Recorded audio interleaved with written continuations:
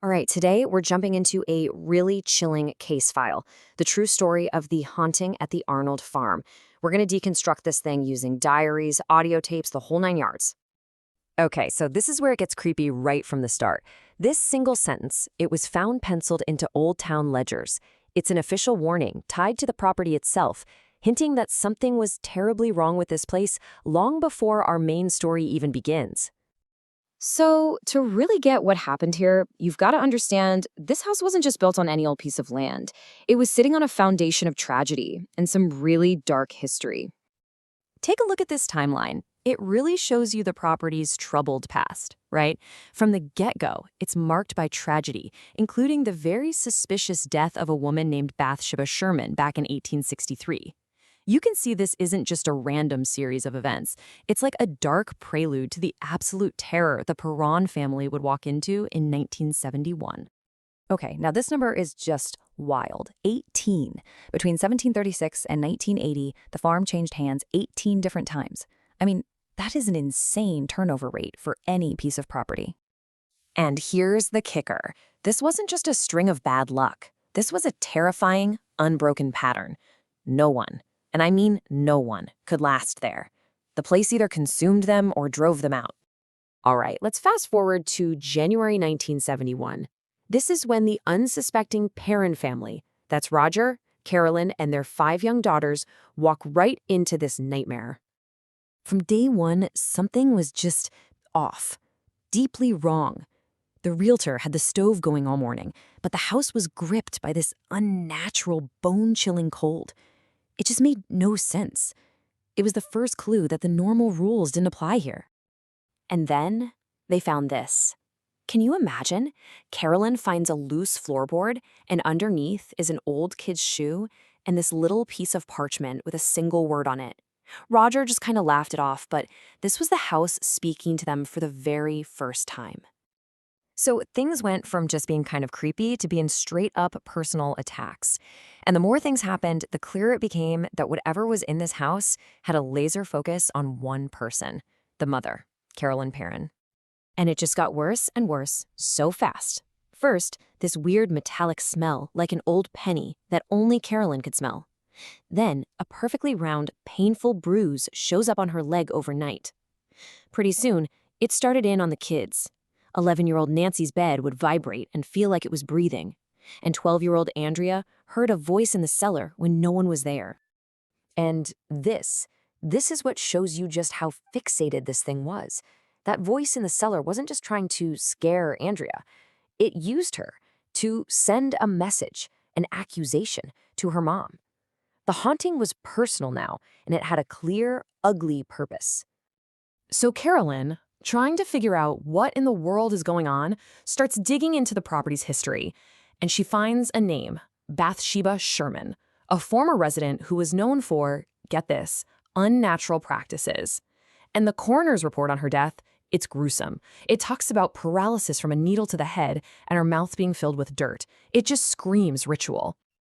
Okay, so 2 years in, the family is at their breaking point. So they call in the big guns, the now famous paranormal investigators Ed and Lauren Warren. They show up with all this equipment, ready to figure out what was tormenting this family. And you know what? The Warrens' gears started going crazy right away. In the north bedroom where a lot of the activity happened, the temperature dropped 27 degrees in 30 seconds. I mean, that's just not possible. This was real, measurable proof that something was there. But this is what they caught on tape.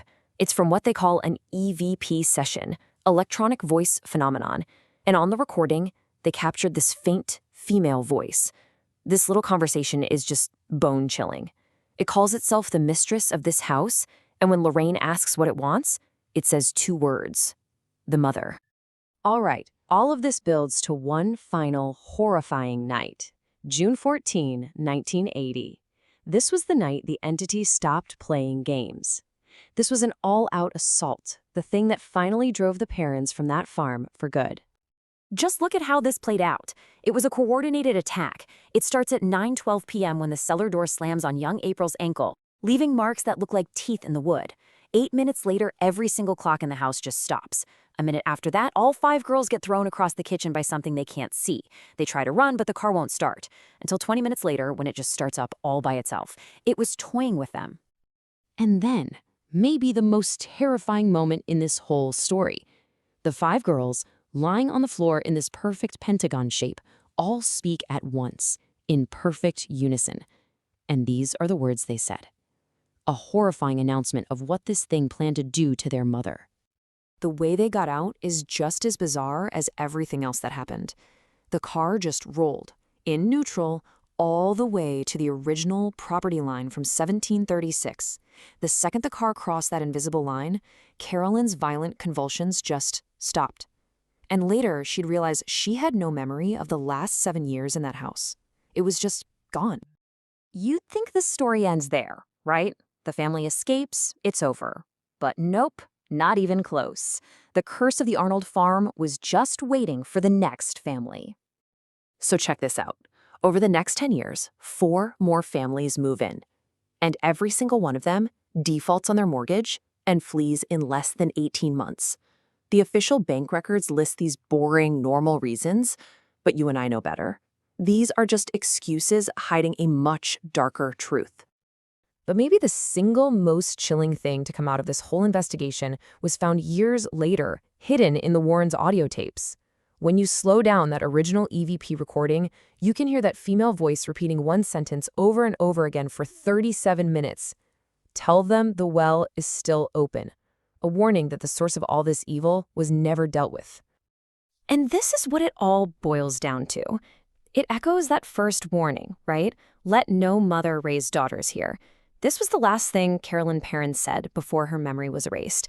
It tells you exactly what this entity was after. It didn't want the house. It wanted the matriarch, the woman who keeps the home. So that leaves us with one last, really unsettling question. The house is empty now, but the caretaker reports strange digging in the cellar, that weird light in the window. It all points to the same thing. Whatever tormented the Perrons is still there. So, if the well is still open, who is it waiting for?